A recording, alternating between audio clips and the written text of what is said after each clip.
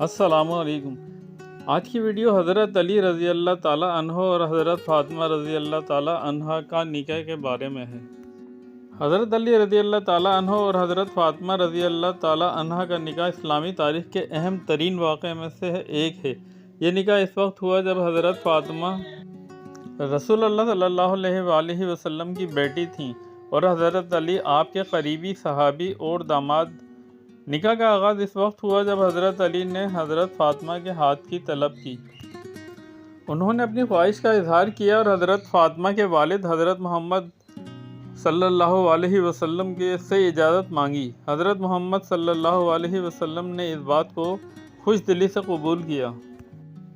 हज़रत अली ने इस मौके पर अपनी माली हालत का तज़किरा किया क्योंकि इनके पास निकाह के लिए इतने वसाइल नहीं थे, लेकिन रसूलुल्लाह सल्लल्लाहु अलैहि वसल्लम ने फरमाया कि अल्लाह ताला ने तुम्हें माफ़ किया है और मैं तुम्हें अपनी बेटी दे रहा हूँ। निकाह की तकरीब सादगी से हुई और इसमें ख़ास तौर पर इस्लामी रिवायत का ख्याल रखा गया।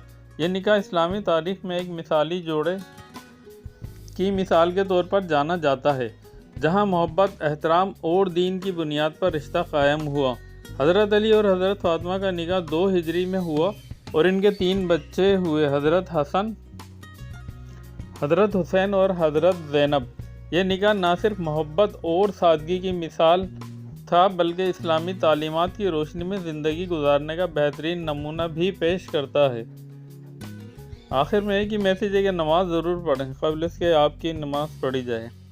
इस्लाम में निकाह बहुत सादा और आसान है, लेकिन हमने इसे जो है ना वो बहुत ज़्यादा पेचीदा बना दिया है, जिसकी वजह से मसले मसाइल पैदा हो रहे हैं।